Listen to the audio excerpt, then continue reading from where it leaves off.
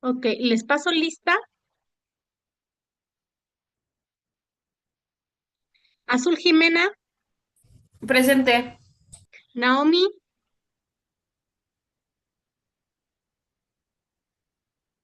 Dulce Melisa, Presente.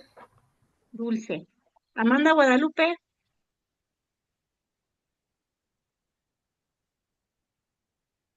María Ivette, Presente, ya estoy acá otra vez.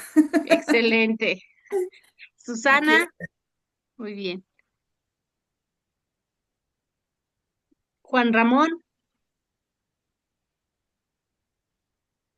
Claudia Ivonne, Presente. Ana Karen, Presente. Miriam Gwendolyn,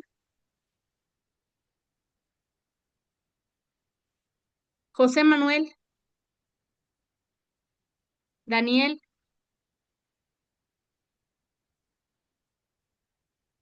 Alondra, Presente. Sara Sherlyn, Verónica, Joely Elizabeth, Presente. Nancy Patricia, Presente. Karen, Presente. Sabine, Presente. María Guadalupe,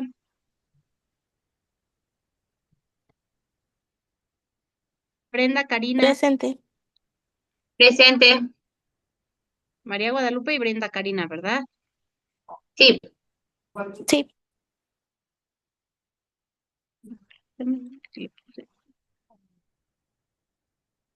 Jael Batseba,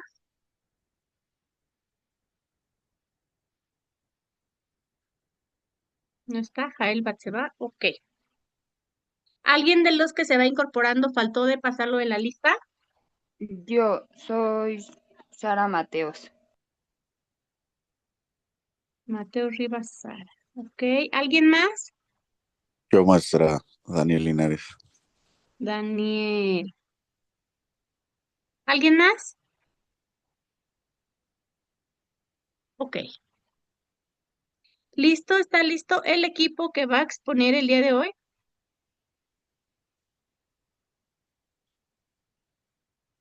¿A quién le toca?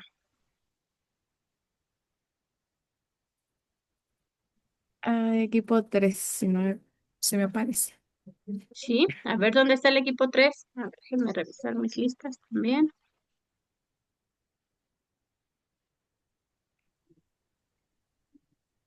Ay, doctora, un favorzote.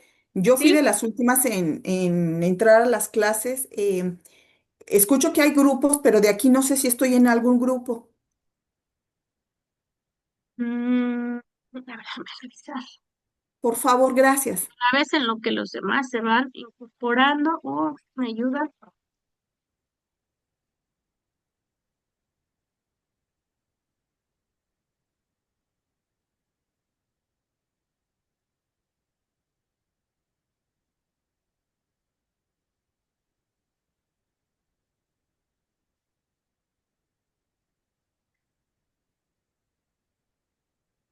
No, al parecer no estás incluida en ningún grupo.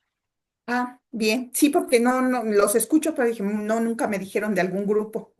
Sí, sí, bueno, para las exposiciones. Sí, Solamente es para las para. Ujú. Equipo 6, Sara e Ivonne, ¿están aquí?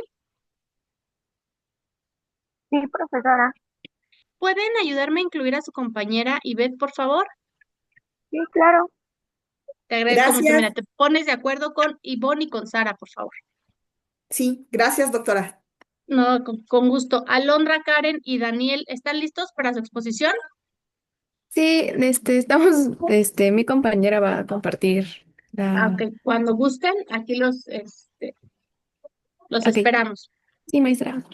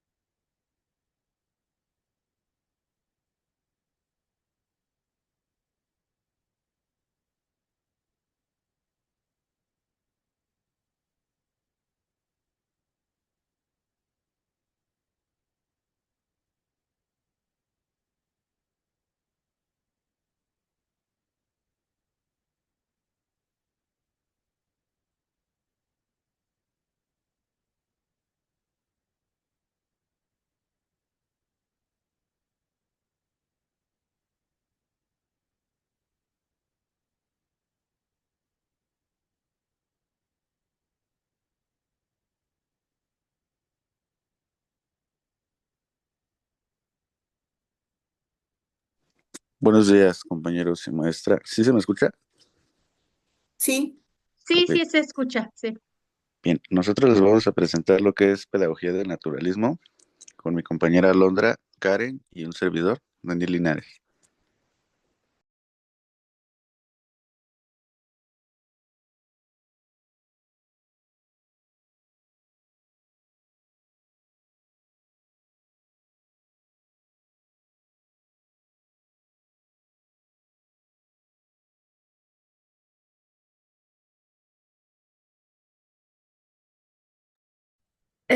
Nuestros contenidos va a ser lo que es la introducción, qué es, en qué se está basando, para qué sirve, para qué principales representantes es, bueno, el nombre del filósofo, principios básicos, etapas de desarrollo, élite y la educación, papel de educador y conclusión.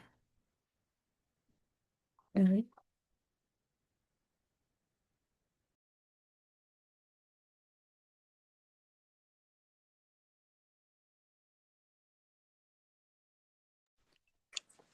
La introducción habla sobre la pedagogía naturalista propuesta por Jean Rousseau en el siglo XVIII. Plantea que la educación debe seguir el desarrollo natural del niño, representando su ritmo, intereses y curiosidad. Sostenía que el ser humano nace bueno y que la sociedad puede corromper esa bondad, por lo que la labor educativa debe protegerla y fomentarla. Su enfoque promueve el aprendizaje a través de la experiencia y la observación directa de la naturaleza, buscando formar personas libres, autónomas y moralmente responsables. Esta visión revolucionó la educación de su época y sentó las bases de las pedagogías modernas centradas en el niño.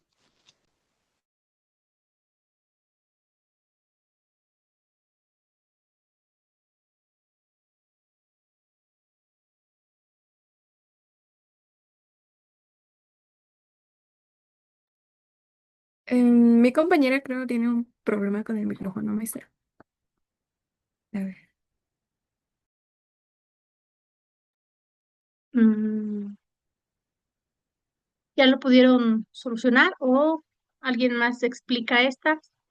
Yo lo explico, maestra. Adelante, adelante. Bueno, ¿qué es? El naturalismo educativo es una corriente pedagógica que sostiene que la educación debe adaptarse a las leyes y al ritmo del desarrollo natural del niño, calculando en sus intereses, necesidades y características individuales. Ok, basado en la naturaleza y centrado en el niño, en la naturaleza. Propone que la enseñanza siga el orden natural del desarrollo del niño en lugar de seguir rígidamente en programa de estudios impuestos. Centrado en el niño, considere al niño como un ser único con sus propias leyes y evolución que debe ser comprendido en sus etapas de desarrollo.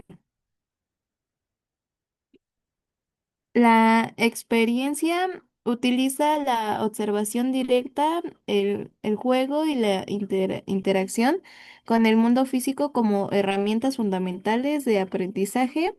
Influencia en la filosofía se fundamenta en principios como la bondad humana y la creencia en el desarrollo espontáneo.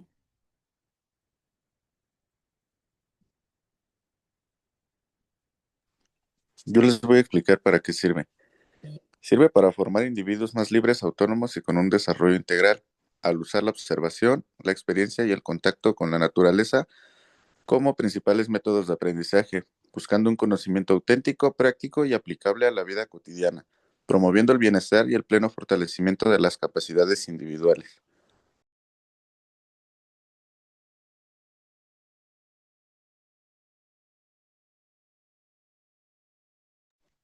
Aquí vamos a explicar el para qué.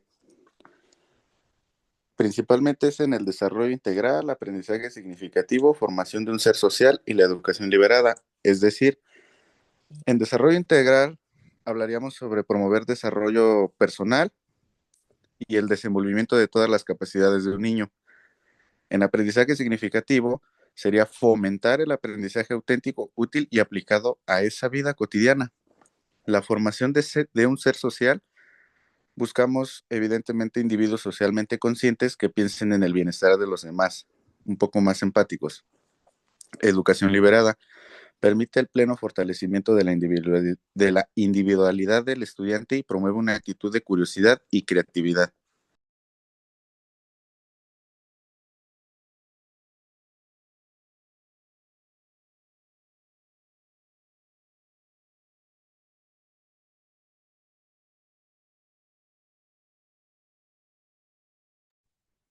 Principales representantes, que es el nombre del filósofo de 1712 a 1778.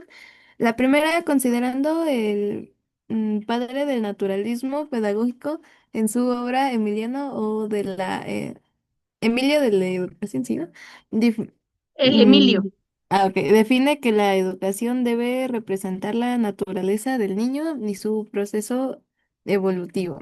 La dos, Johann, ajá, planteó una educación basada en el amor, la observación y la actividad práctica. Ahí no se pronuncia. Mm, Friedrich, algo así. Creador del jardín de infancia, promovió el juego como forma natural de aprendizaje. Y María desarrolló un método centrado en la autonomía y la autoeducación del niño en un ambiente preparado.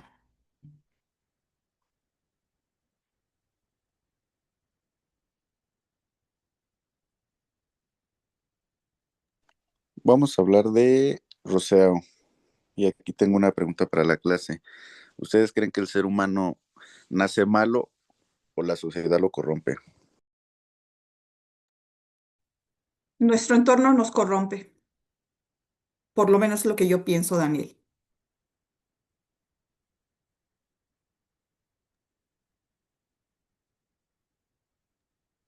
¿Los demás qué creen? A ver, ayúdenme con esta pregunta, que Yo además creo que es una de también. las preguntas pilares también de la filosofía y que tiene que ver mucho con la educación, pero sobre todo con el desarrollo del ser humano. ¿Qué opinan los demás? Yo opino lo mismo, que uno se va haciendo conforme a su entorno. Y también siento que influye mucho la educación desde casa. Sí.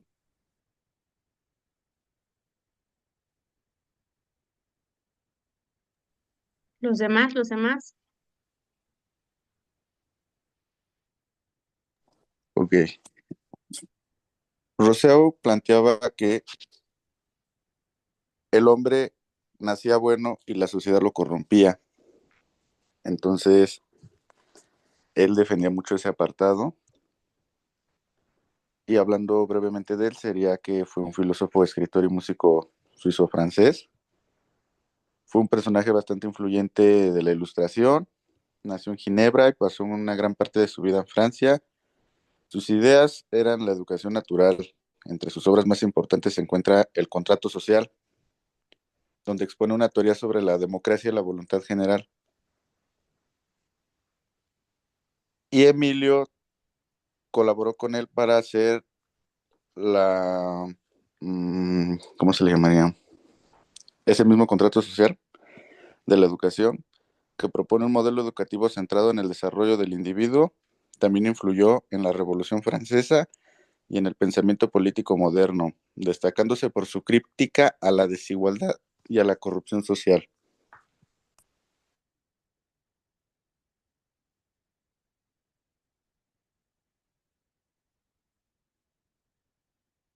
Ok, principios básicos. A ver. Educación según la naturaleza. El educador debe respetar el ritmo natural del niño, aprender por experiencia. El conocimiento surge de la observación, la exploración y la práctica, no de la memorización. Educación moral y libertad. Forma seres autónomos, responsables y libres, no obedientes, ciegamente. La bondad natural del ser humano, el niño es naturalmente bueno, la educación debe proteger su pureza. Desarrollo progresivo, cada etapa de la vida tiene sus propias necesidades y formas de aprendizaje.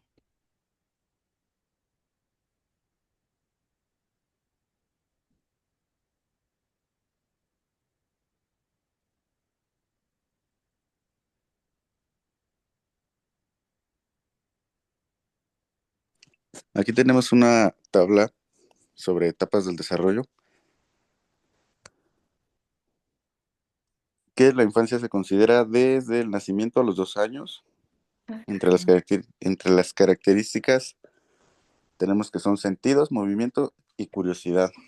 El tipo de educación que se proponía era cuidar el cuerpo y los sentidos. La niñez va de los 2 a los 12 años.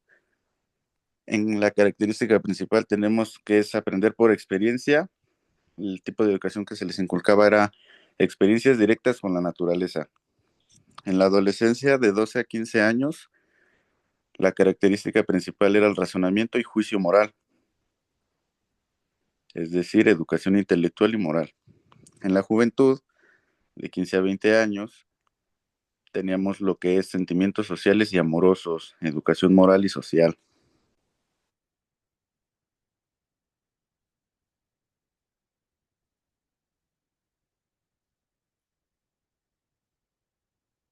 Es Emilia de la Educación, 1762. Reusau, algo así, desarrolla su propuesta en Emile, o de la educación, obra fundamental de la pedagogía moderna. Allí plantea que la educación debe centrarse en el niño y no en los intereses del adulto o de la sociedad. Sus ideas rompen con la educación autorizada. Ay, ya se me fue el sitio. Bueno, basado en la memorización, disciplina rígida y castigos.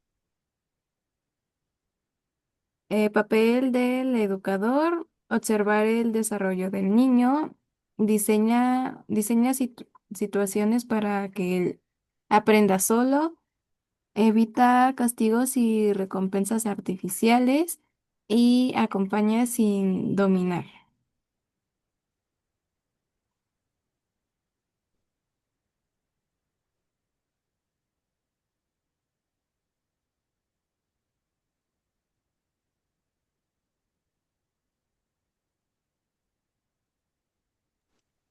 Bien, concluimos.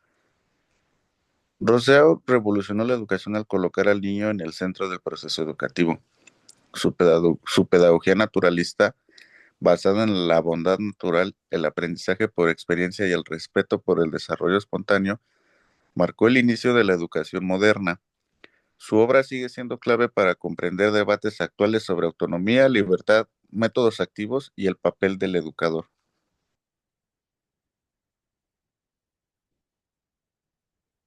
Y pues es todo, compañeros. Muchas gracias. Espero que no haya sido tan aburrida la exposición. Y una disculpa de parte de mi compañera Karen que no pudo participar porque tuvo problemas con su micrófono. Sí, no hay ninguna situación. Muy bien. Adelante, Betsy, dime. Sí, compañeros, una pregunta, buenos días. Daniel, Sí, ¿qué pasó? este, bueno, nos hicieron una pregunta cuando iniciaste a presentar tu tema. Ahora yo te pregunto, ¿qué piensan ustedes acerca de esa pregunta? ¿Piensan que el entorno puede influir? Lo que yo considero es que es bueno cuando le conviene. O sea, vemos toda nuestra conveniencia. Bueno, también puede ser por experiencia de la vida. No todos vamos a, bueno, por ejemplo, hay personas que viven, que se llama, dicen por ahí sobreviviendo, ¿no? Y hay personas que tienen todo en la vida, ¿ok? Entonces, conforme a eso, pues ya se rige, que se llama que el ser humano pues, prácticamente nace bueno, pero la sociedad o conforme lo que viva lo puede hacer mal. Bueno, si me permiten participar, compañeros, como dicen, experiencias de la vida. Eh, en la vida hay de todo. Tuve creo yo, la oportunidad de conocer a dos personas que crecieron en orfanatos. Eh, Muy buenas personas, o por lo menos a mis ojos eran muy buenas personas, tengo buen concepto de ellos, y tuvieron o criaron familias muy bonitas, donde me llamaba la atención que a pesar de que ellos no conocieron papá y mamá, a los 18 años salen a la vida a defenderse solos. Me di cuenta que son personas, el día de hoy todavía personas decentes, trabajadoras, personas, digámoslo así de bien, muy diferente a personas que quizás sí tuvieron un entorno de una familia tradicional y no han sido tan buenos. Gracias, compañeros. Fíjense qué interesante, muchas gracias a los que expusieron, los que tuvieron a bien exponer a Rousseau. Dice que Rousseau es uno de los grandes pilares dentro de la pedagogía, no solo de la pedagogía moderna, sino de la pedagogía contemporánea. El texto más representativo donde plasma qué es lo que debe de ser la educación para el alumno, lo plasma justamente en este texto que se llama El Emilio o Emilio. Es importante que lo pudieran leer para que vean qué es lo que hace Rousseau en este libro. En este libro dice que está un niño y lo deja en la naturaleza. Y el niño en la naturaleza va a aprender a explorar, va a aprender a sobrevivir, va a aprender, es decir, va a crear su propio conocimiento a partir de estas necesidades, efectivamente. Pero paradójicamente a ello, déjenme les cuento el chisme cachetón de Rousseau. Fíjense que Rousseau abandona en la vida real a sus hijos, ¿no? Independiente, o sea, por un lado, esta parte ideológica donde sí hay que apoyar al infante, el infante va a aprender solo, hay que guiar al infante, y paradójicamente él abandona justamente a su familia, abandonó a sus pequeños, ¿no? Y ahí viene esta parte donde nos dice Rousseau, nos dice, él, y es la parte más importante y medular no solo en la pedagogía, sino en la filosofía, en la sociología.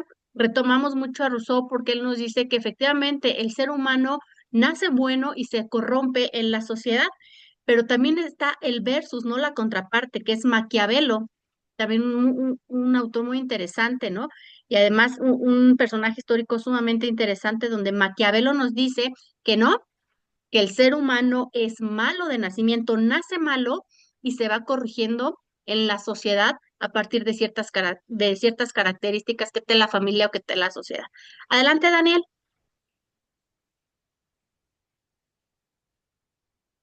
También estaba la otra contraparte de Joves de, se llamaba, no sé si lo dije bien, que decía que el hombre nace malo y solo es bueno cuando le conviene. Por ejemplo, ¿no? Esta otra contraparte también, ¿no? Y entonces uno cuando empieza desde la sociología, desde la pedagogía, ¿por qué es importante el reconocer las características propias del ser humano? Porque trabajamos con ellos directamente. Tenemos que aprender a poder diferenciar cómo va a aprender el alumno, cómo va a aprender el infante. El infante no aprende igual que el adolescente, ni el adolescente que el joven, ni el joven que el adulto. Todos tienen diferentes procesos educativos. Aquí lo que hace Rousseau es justamente enfocar la educación, pero en el aspecto básico inicial del niño, donde dice, es como Montessori, ¿no? Que decía, a mí no me sigan, sigan a los niños, ellos sabrán cómo aprender, ellos sabrán cómo hacer sus actividades y ellos sabrán cómo generar su propio conocimiento. Algo así pasa con Rousseau y el Emilio, donde dice que justamente es como, mira, échalos ahí al monte, échalos a la naturaleza, van a aprender por el contexto. No podemos mandarlos, digamos, y alguien me decía, maestro, es que las aulas son muy pequeñas, ¿cómo voy a hacer yo que interactúe directamente con la naturaleza, ¿no? Buscar, ¿no?, a nosotros como docentes estas estrategias donde los acerquen más a la naturaleza, apegado justamente a la teoría de Rousseau, donde nos dice, llévalos a la naturaleza y ahí tendrán que aprender. Pues a lo mejor les pedimos de material que las piedritas, que las hojitas que ya se cayeron del árbol, o vamos a observar a la naturaleza, ya sale una hormiguita y la ovejita, etcétera, etcétera. De esta forma ellos empiezan a digamos que activar esta parte, esta parte racional y crítica que tenemos todo ser humano, pero en el infante es donde se empieza a apreciar más. Me llamaba también mucho la atención donde por ahí en las diapositivas que presentan mis compañeros hablan acerca de una etapa del desarrollo a partir de una tablita. Hay muchas tablitas de las etapas del desarrollo, ¿no? Una de ellas la propone Eric Erickson, donde nos dice cuáles son las características incluso de un bebé de 0 a 2 meses, de 2 meses a 6 meses. Aquí sus compañeros trataron de manejarla, no sé quién es el autor de esa tablita, pero bueno, empezaron a manejarla a partir de las etapas del desarrollo. ¿Por qué es importante que yo, como maestra, como maestro, conozca las etapas del desarrollo del ser humano? Porque eso me va a dar la pauta para saber qué es lo que debe de aprender, hasta dónde tiene un límite de aprendizaje. Puedo enseñarle inglés, no sé, al de preescolar, que está apto para poder entender, o le puedo enseñar a hacer un ensayo. ¿Qué le puedo enseñar a hacer? Para eso son estas tablitas de las etapas del desarrollo. Es importante que las podamos visualizar y poner este parámetro de decir, bueno, a ver, de 3 a 5 años, ¿qué sí es factible de que aprendan y qué no es factible de que aprendan? De 5 a 7 o a 8 años, ¿qué sí se puede aprender, qué no se puede aprender? Sí, Ivette, adelante. Mi duda, profesora, bueno, doctora, me parece interesante porque lo estamos tocando y lo vamos a ver nosotros desde el punto docente-alumno, pero seamos sinceros, en la casa es muy diferente. Tuve unas amistades. Nos está hablando acerca de acuerdo a la edad, qué es lo que puede aprender, de qué manera desarrollarlo. Obviamente ya hubo estimulaciones tempranas, pero por ejemplo tenía una compañerita, bueno, una vecina, tenía un chiquito como de unos 7, 8 años, inglés, francés, taekwondo, creo que también llevaba básquetbol en la semana, o sea, creo yo que eran demasiadas actividades. Lo tenía en una escuela de paga bilingüe. Observaba yo en él que sí, era un niño muy inteligente, pero muy retraído. Entonces sí me quedaba esa duda, como lo acaban de comentar, ¿no? De Rousseau. Déjalos libres, así como libres, hijos de la naturaleza. Pero también está la parte en casa. En casa a veces suele haber una presión. Se comenta mucho el alumno de 10 o el niño de calificaciones excelentes, en lo cual yo no estoy muy de acuerdo. Este, pero sí me queda como esa duda. Bueno, sí, como docente, hasta qué punto, pero también está la de casa. Es donde creo yo que se ejerce mucha presión. Gracias, doctora. Sí, efectivamente, no, pues fíjate que los maestros siempre estamos luchando justamente con esta parte, no solo con el rezago educativo, con las características propias del infante, si el infante o el alumno tiene una necesidad educativa especial, si por ahí tiene algún trastorno educativo que no le permita el tener estos conocimientos aunado a esta parte de los padres de familia que de repente ya no sabemos, ¿no? Esta complejidad que existe. Se supone que en esencia hay una tríada dentro de la Secretaría de Educación Pública que se debe manejar, que es escuela, perdón, maestro o docente, alumno y padre de familia. Y muchas veces el padre de familia no entiende que el exigir de más puede Sí. ocasionar en el alumno que en algún momento diga, no lo quiero, no lo voy a hacer y hasta aquí llegué. O también esta parte donde el padre del alumno no se interesa, no revisa tareas, no le importa si el alumno sabe leer y escribir. Eso nos está pegando mucho a los docentes y es una realidad que todavía tenemos en este contexto, al menos aquí en México, donde o de plano, ¿no? Es muchísima la exigencia por parte de las instituciones educativas, sobre todo particulares que se ejercen, o el desinterés generalizado del padre de familia. Eso es muy importante. Fíjate que algo que acabas de decir. En esencia, a partir de esta tablita o de las etapas del desarrollo del infante, el alumno de kinder no debería de salir aprendiendo a leer ni a escribir, porque todavía no está en la etapa de la cognición lectora ni escritora. Pero es el plus de muchas escuelas, sobre todo de paga, donde te dicen, mira, si inscribes a tu hijo aquí en el kinder, va a aprender a leer, va a salir escribiendo y leyendo. Puede que sí, porque de cierta forma forzamos este proceso cognitivo. Y además los niños son sumamente adaptables a cualquier circunstancia, a cualquier entorno. Pero entonces ahí estamos y yendo un poquito nos estamos siendo antipedagógicos al querer que forzosamente lean y escriban. Hay niños que por sus procesos cognitivos lo van a salir haciendo, por supuesto. Hay niños que no. Y yo como docente de primaria baja, primer grado de primaria, no puedo forzar al alumno a que lea. Todos tienen estos procesos. Por eso es importante que nosotros como docentes, maestros, quiero decirles, nos vayamos a esta parte humana y no forzar al alumno a que si no puede, ¿no? O tiene una situación, habría que identificar esta situación. Pensé que hay alumnos que van, por ejemplo, en segundo de primaria, tuve por ahí un caso de una pequeñita, va en segundo de primaria, no sabe leer ni escribir de forma correcta y uno lo quiere presionar, presionar, presionar.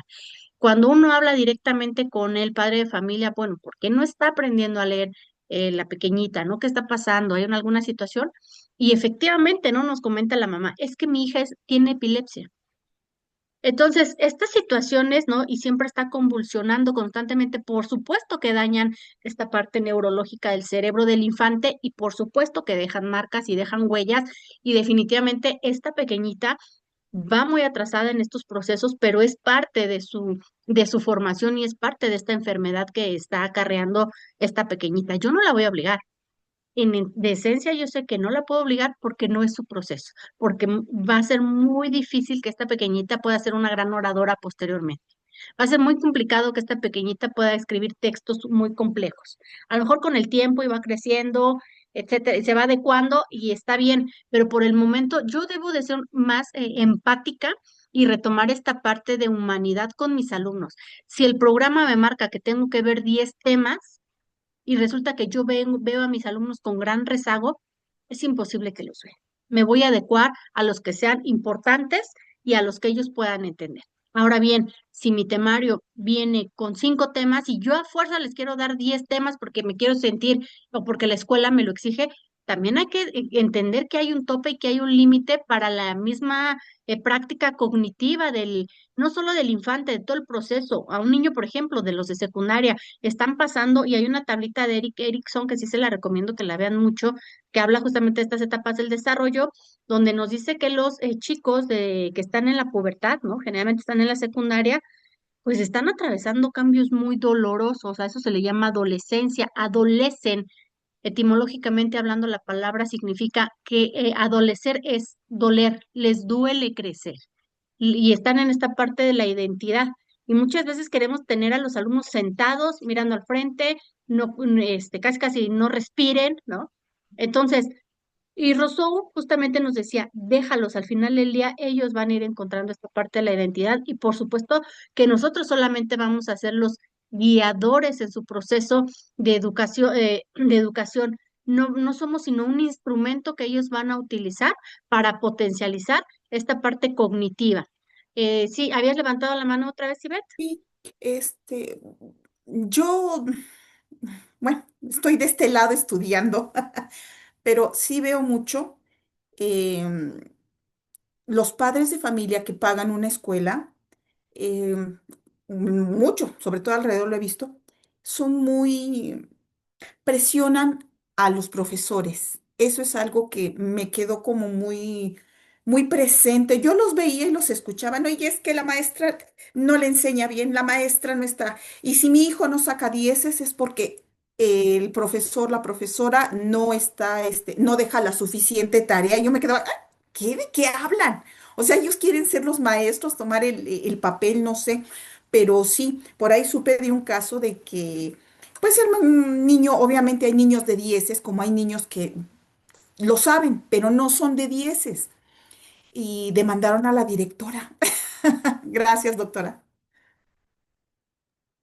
Sí, estas situaciones, maestros, acostúmbrense, sobre todo en escuelas de índole particular donde pues pago, quiero un buen servicio, ¿no? Pero eso no depende de nosotros. Por eso nosotros como institución, como escuela, nos amparamos a través de recados que le mandamos al padre de familia de no trajo la tarea, no trajo el material, no está cumpliendo con X o Y circunstancia, etcétera, etcétera, ¿no?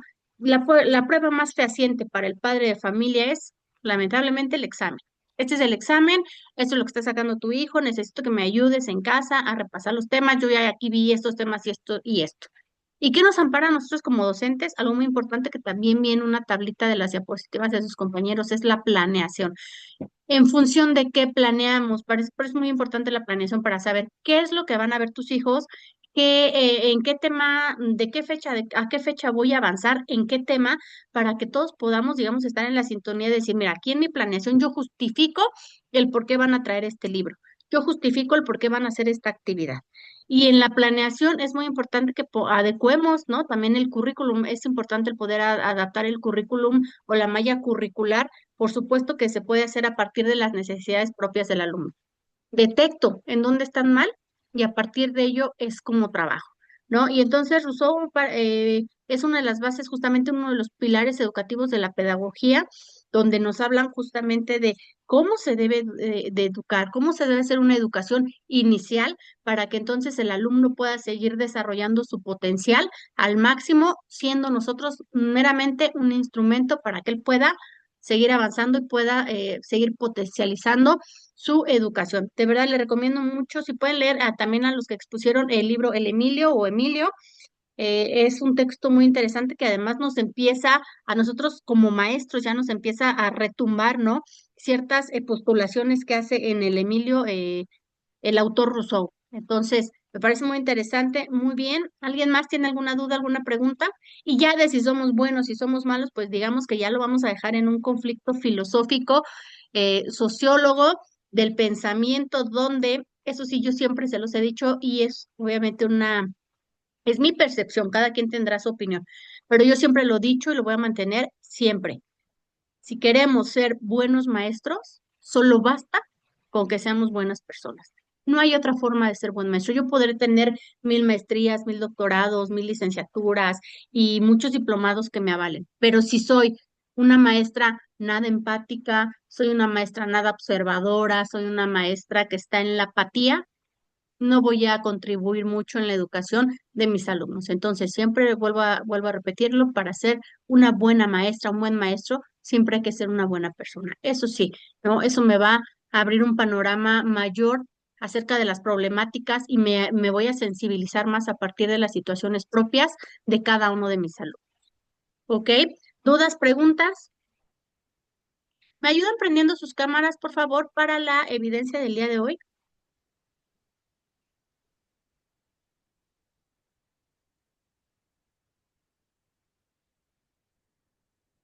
Gracias, gracias. Los demás me ayudan.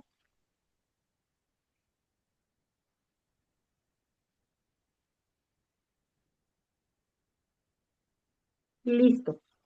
Pues si ya no tiene ninguna duda, ninguna pregunta, me dispongo a cerrar la sesión para que también igual haga eco. Ojalá y puedan de verdad revisar este libro en algún momento en el que ustedes puedan, porque es parte importante y de verdad les va a gustar. Yo sé que les como maestros les va a gustar mucho este libro y si ya no tienen alguna duda, alguna pregunta, me despido y nos vemos la siguiente clase con el siguiente equipo. ¿Quién expone la siguiente clase?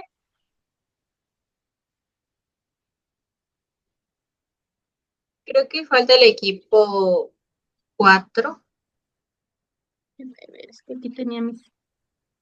¿Cuántos equipos son, maestros? Son 6 equipos. Pues, Hoy expuso el equipo 3, el equipo 4 que es Guadalupe Flores, Dulce Díaz y Jael Torres. Para la siguiente clase exponen. No sé si alguien esté presente. Sí, profesora.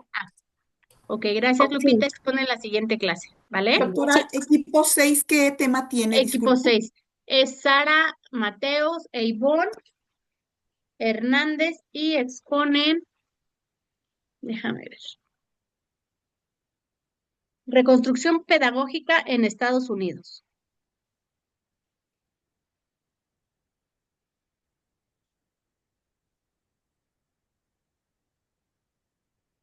Muy amable, doctora, gracias. Ya lo hablo Con con mis gusto. compañeras. Perfecto. Pues sin más por el momento, que tengan un excelente fin de semana. Les voy a mandar un corazoncito a todos. Muchas gracias por su esfuerzo, por su dedicación y por siempre estar al pendiente de las clases. Que tengan un excelente fin de semana. Chao, bonito día. Profesora.